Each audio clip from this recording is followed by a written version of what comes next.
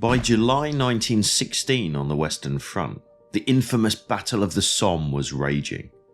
Since the start of the month, bloody assaults had been launched by British and French troops with devastating results. Stuck in stalemate, the Allies searched for any opportunity to weaken the German defences and force a much-needed breakthrough. Surprisingly, Allied eyes turned north, away from the Somme, to launch a diversionary assault in the hopes of preventing German reinforcements moving south. That battle, destined to go down as the bloodiest day in Australian military history, was to be fought here, outside the village of Fromelles. In order to tell the story of Fromelles, we need to go back in time to 1914.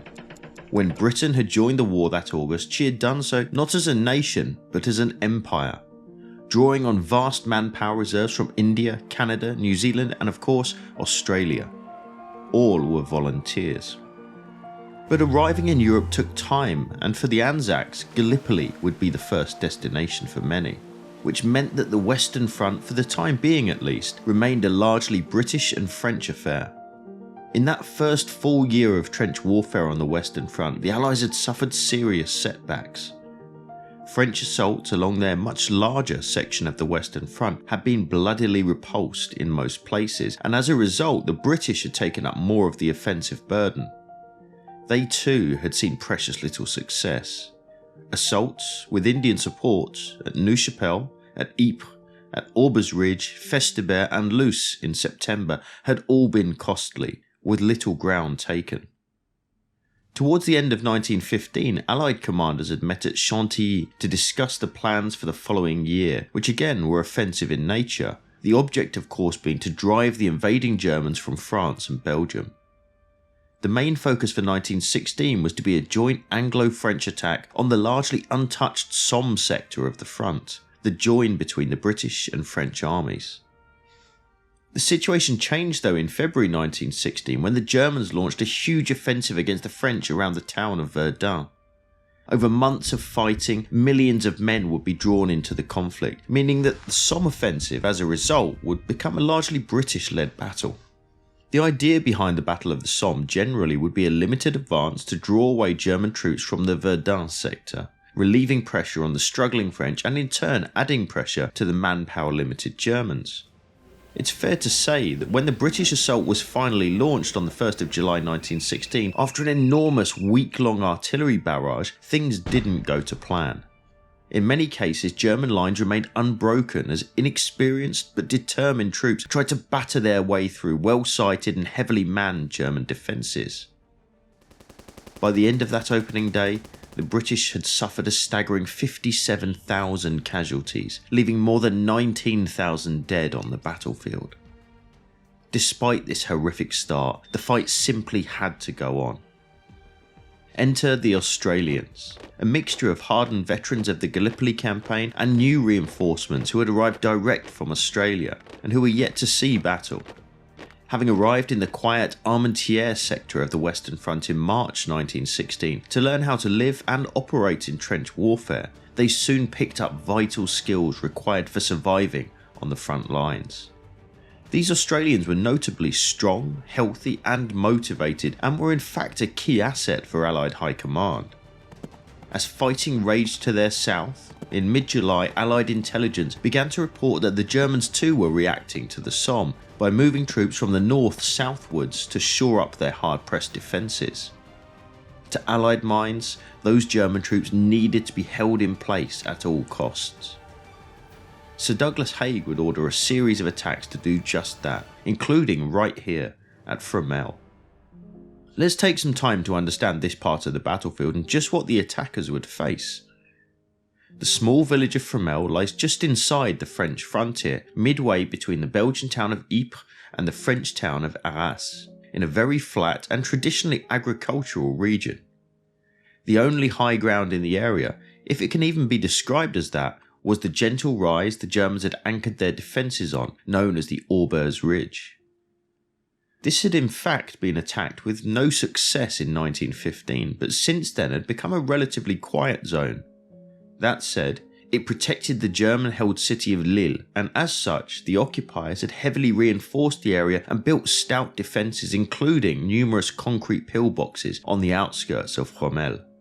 Let's wind the clock back and overlay a fascinating 1916 dated aerial photograph to see what the ground looked like at the time. As we see here, the German defences in this sector were several lines deep, linked by communication trenches and all interconnected. Outside Fromelles, we can clearly see the Allied lines, German lines, and the infamous no man's land separating them.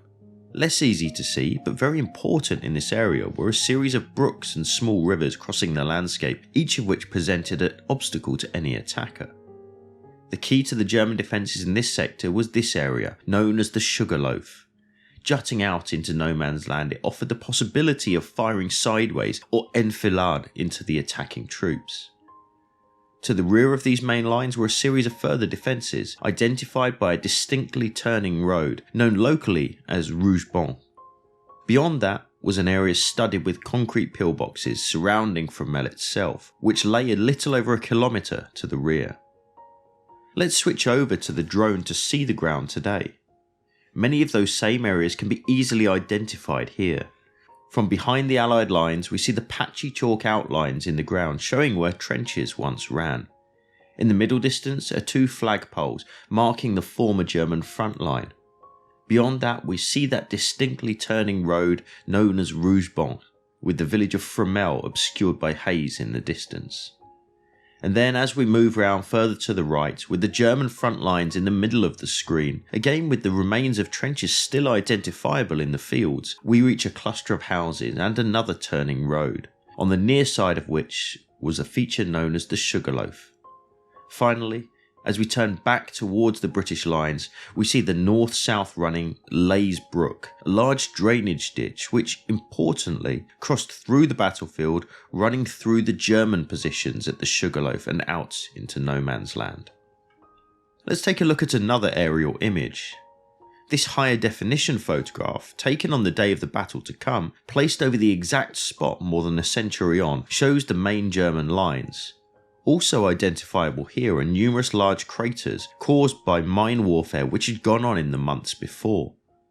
Also notable is the complexity of the German lines in this area, with mutually supporting positions, dug-in machine guns and of course excellent fields of fire across the pan-flat ground. A very tough nut to crack. But cracked it had to be, a job that was to fall on two divisions of the British 11th Corps, the 31st and the 61st. But to further aid those efforts, General Haking, the Corps commander, would be lent one new formation, the Australian 5th Division, along with Australian artillery. Planning began to attack across a 6,000 metre front on the 13th of July, but very quickly those plans changed when much of the artillery support was reduced, meaning the revised plan would now be a two-division assault, with the British 61st on the right and the Australian 5th on the left, around 20,000 men in all. Facing them across no man's land were these men, troops of the experienced 6th Bavarian Reserve Infantry Division, men who knew the area well and had been involved in fighting over this very ground before. Amongst their ranks was a young unknown soldier named Adolf Hitler.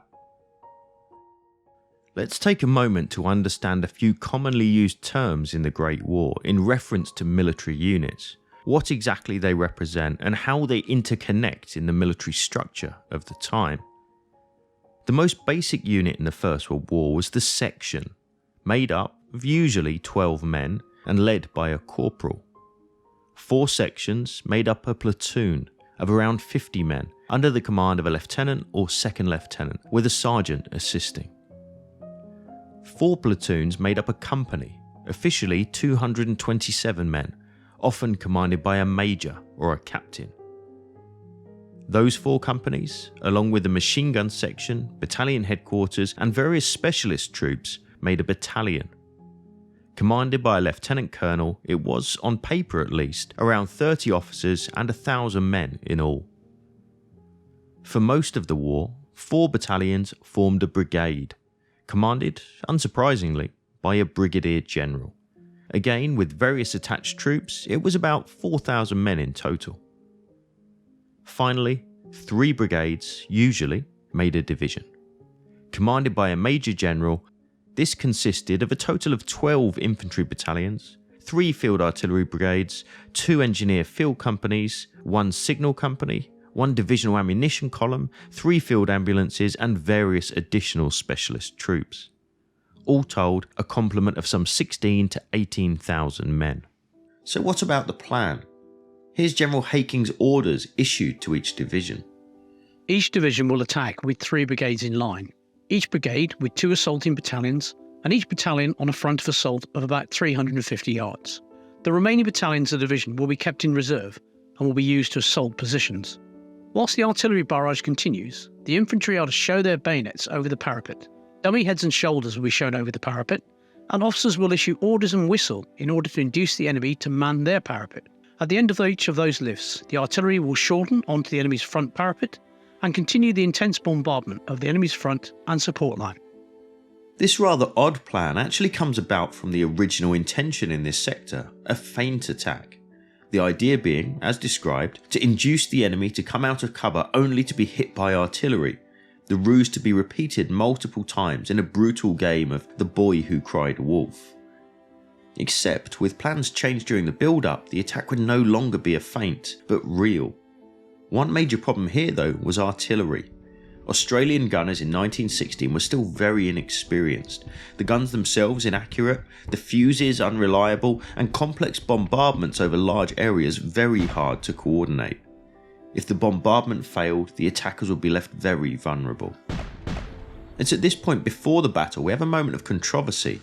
After having viewed the battlefield and examined the area known as the Sugarloaf, a staff officer reported his concerns to Sir Douglas Haig, who in turn sent a message to General Haking to the effect that the attack should only go ahead if 1. He has sufficient artillery, and 2. He believes he can not only capture but also hold the German positions against the inevitable counterattack. About the same time, news arrived that the German troops who had previously been believed to have been marching to the south were no longer a threat. The attack could have been called off there and then. It wasn't. There's one more vital consideration we need to make here, which would have a major outcome on the battle: the weather. Fromelles is in an area of a very high water table, and heavy rain combined with artillery smashing drainage systems quickly led to flooding. As a result of previous flooding, trenches here were not really trenches at all, but rather breastworks built up above ground to keep them dry, and so were visible to both sides. In addition, that ditch running across the battlefield, the Leys Brook, had flooded several times and actually forced the Germans to abandon much of this section of front 2 lines, instead moving their support and reserve lines much further back beyond the flooding. When this original photograph series was taken, that wasn't known, but from the air it looks like a fully manned position. In fact, water generally, in the form of rain, would play havoc with the attack plans. The original attack was delayed by 2 days due to heavy downpours, and when finally the Allied guns opened at 11 AM on the morning of the 19th of July for a 7-hour bombardment, most men who made their way to the attack positions were already thoroughly exhausted. As the trenches filled and men waited for the moment to advance, many understandably thought of home, and some even managed to rush a last letter to their loved ones. Major Jeff McRae was amongst them. Today I lead my battalion in an assault on the German lines, and I pray God that I may come through all right and bring honour to our name. If not, I will at least have laid down my life for you and my country, which is the greatest privilege one can ask for. Farewell, dear people. The hour approacheth. At 5:45 on the 19th of July, the first whistles blew and men emerged from their trenches to begin the advance in 4 waves, with the leading waves heading directly for the German front line. On the right, the British 61st Division were beginning their attack. On their extreme right flank, the men of the Warwickshires pushed forward and even managed to gain the German front lines before pressing on to the German support trench. Upon reaching it, it was realised that the Allied artillery had had little effect. It was heavily manned and German guns were firing from both front and flank. Unable to go forward and unable to be reinforced, 30 minutes after the first wave charge, the survivors were cut off and driven from their position by a fierce German counterattack. To their left, the Gloucesters met a similar fate. hit by German artillery before even going over the top. Their trenches had become clogged with wounded and men were forced to scramble over the parapets only to be hit by a hail of machine gun fire from 100 yards range. Tragically, the same pattern continued. The Berkshires to their left were also hit by artillery in their own front line and cut down as they headed for the few gaps in the enemy wire at which German machine gunners in the Sugarloaf had taken aim. Within just an hour, all attacks had been beaten back with horrendous losses and the Germans were in full control. Let's move left to the Aussies with 5th Division. Unlike the British on the right, the Australian troops met with mixed success when leading their attack. Of the 3 brigades to advance, only one, the 15th, was repelled with heavy losses. One of the major problems in the 15th Brigade sector was the Leys Brook, that drainage ditch crossing the battlefield. As the leading waves of the Aussies came under fire crossing no man's land, they found themselves naturally drawn to the brook, which seemed to offer some cover in the pan-flat ground. Tragically, they couldn't have been more wrong. Just a little way further down where the brook entered the German lines, the enemy had set up machine guns and now poured fire directly down this brook, turning the stream and banks into a charnel house of dead and dying men. There would be no breakthrough for the men of the 15th Brigade. To their left, the leading waves of the 14th and 8th Brigades had left their trenches at 5:45 PM and had made good progress, passing through the enemy wire and into the German front lines, the area today being marked by the Australian Memorial Park, in which some of the original German bunkers can still be seen. It was at this point that realisation dawned on the attackers. There were very few Germans to be seen. In fact, those lines, clearly visible here on the aerial photo, had been abandoned long before. Waterlogged, smashed up by artillery, and now coming under heavy German fire, the Australians, determined, pushed on. Reaching the German second line minutes later, again it was found to be virtually abandoned, having been inundated by flooding of the Leys Brook. These movements had also caused considerable confusion, and contact between brigades, battalions and companies was incredibly hard to maintain. It was now that an ever-present problem of the First World War reared its head: communications.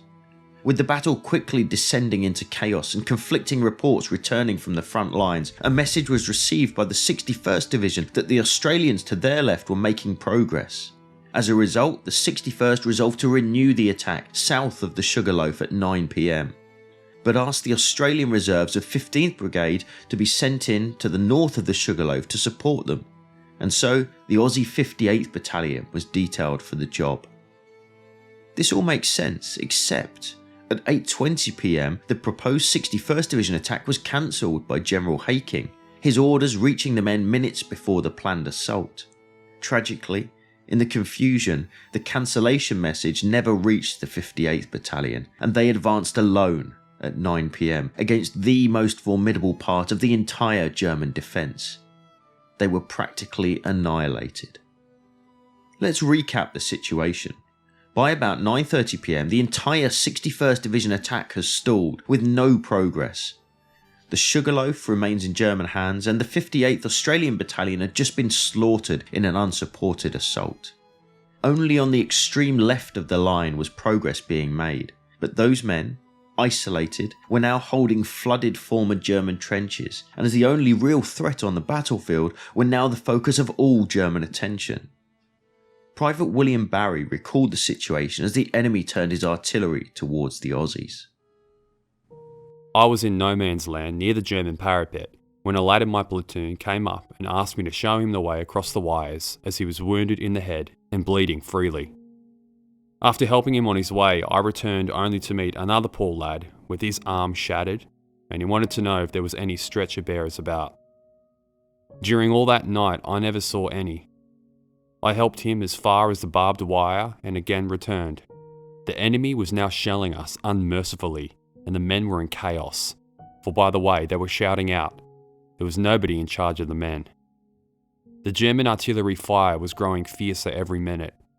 It was hellish, and their shells were landing with great accuracy and killing the boys like flies. About 10 o'clock, I shifted my position and was able to get into the German trench. No sooner was I there than a shell struck the top of the parapet with a terrific explosion just above my head, and I remembered nothing. As darkness descended on the battlefield, the situation for the Australians still fighting in the German lines was becoming clear. They were alone. Holding flooded and badly battered German trenches, and with most officers and NCOs now casualties to the increasing fire, the fighting descended into close-range melees, with groups of men desperately trying to hold off ever-increasing German numbers as enemy reserves began to pressurise the isolated Aussies. Repeated messages were sent back asking for further supply and reinforcement throughout the night, but with German artillery hammering the trenches and the guns in the Sugarloaf strafing no man's land, none was forthcoming. The long-expected German counterattack to seal the Aussies' fate finally came at 1 AM. Seeing the enemy forming up, a young lieutenant with the 53rd Battalion decided to act. Realising he had to break up that enemy attack, he handed out the last of his ammunition to his men, lined up his small force and gave the signal to charge.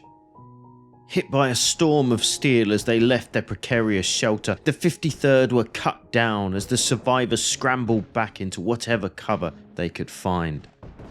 The only surviving senior officer in the enemy lines at this time was Colonel Cass, commanding the 54th Battalion. The signals he sent that night still survive and shine a light on the deteriorating situation for the Australians. 3 AM. Germans coming into our position. 3:20 AM. Position serious.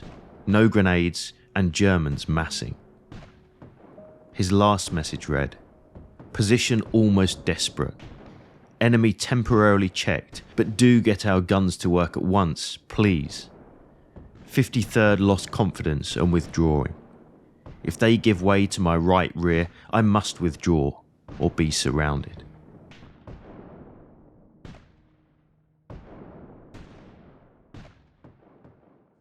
Out of ammunition and heavily outnumbered, over the next few hours groups of exhausted troops began trying to slip backwards towards their own lines.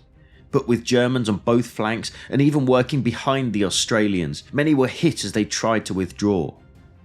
Losing men all the time, there was no chance of success, and finally, at 7:50 AM, the order came for all troops to withdraw to their original lines, and by 9 AM, the Battle of Fromelles was over. For those fortunate enough to make it back to their own lines, the scene they left behind was one of carnage, with thousands of British and Australian dead and wounded littering the battlefield. Over the next few days, many of the survivors would venture into no man's land once again, this time looking for their missing mates. Amongst them was Sergeant Simon Fraser, who repeatedly braved enemy fire in search of the wounded. Reportedly hearing on one journey the words, "Don't leave me, Cobber," he didn't. The memorial today, which stands on the old German front line, commemorates those actions of Sergeant Fraser and so many other men in the aftermath of Fromelles. When finally the dust had settled after the assault, the butcher's bill could be counted. It was a horrific one. The British had lost 1,547 men, killed, wounded or missing. Their comrades in the 5th Australian Division had lost a staggering 5,533, making that July day in 1916 the worst 24 hours in Australian military history. Perhaps the scale of the loss is best summed up by medical officer Alfred Langen. For 16 hours, we worked with blood up to our elbows on the poor, battered wrecks that were brought to us in the dugouts that were not wide enough to swing a cat in, not high enough to stand in an upright position. Men with shattered arms staggered in, carrying or dragging men with battered legs, and begged us to attend to their more unfortunate mates first. God, it made you humble and brought tears to your eyes. I'll never forget this stunt as long as I live. If ever there was a living hell, that night and morning was it. And there the story might end. But the Battle of Fromelles is unique in that regard. In the months and even years following that awful fight, many of the missing were discovered across the old no man's land, often joining the ranks of the unknown fallen of the Great War. But many more remained missing for a staggering 90 years. It wasn't until historians tracing the Battle of Fromelles came across German records of the time that all changed. It was ultimately discovered that many of those Australians who had last been seen inside the German lines, and of whom no trace could be found, had actually been buried in a mass grave by the enemy in the days following the fight, a grave which had since been lost to the passage of time. Finally, in 2008, an archaeological survey was undertaken on the edge of Fromelles village, during which remains were discovered. Ultimately, some 250 fallen Australian and British soldiers were recovered from a single mass burial just here at the edge of a location known as Pheasant Wood. Each body was meticulously searched, with personal items, kit and equipment recorded, along with anthropological surveys being carried out and, crucially, DNA taken. Back in Australia, a huge campaign was launched. Those who had relatives known to be missing at the Battle of Fromelles were asked to come forward to provide their own DNA samples for comparison with the fallen, in the hope that some might be identified. As of 2023, 173 of those men now lie under a headstone inscribed with their own name. Because of the unprecedented number of bodies discovered, it was in fact decided to build a new cemetery close to the battlefield at Fromelles. Today known as Pheasant Wood Military Cemetery, it contains 248 Australians, of whom 75 remain unknown, and a further 2 unidentified British casualties of the battle. In 2010, the Australians once again returned to Fromelles en masse, this time in peace. And more than 90 years after they fell in battle, the missing of Fromelles finally received the burial they deserved. Of course, the story of the Australian Imperial Force on the Western Front would go on, with many more bitter battles to come. If you found this episode interesting, then be sure to check out the other videos in this series to learn more about the Australians in the First World War. That's all this time.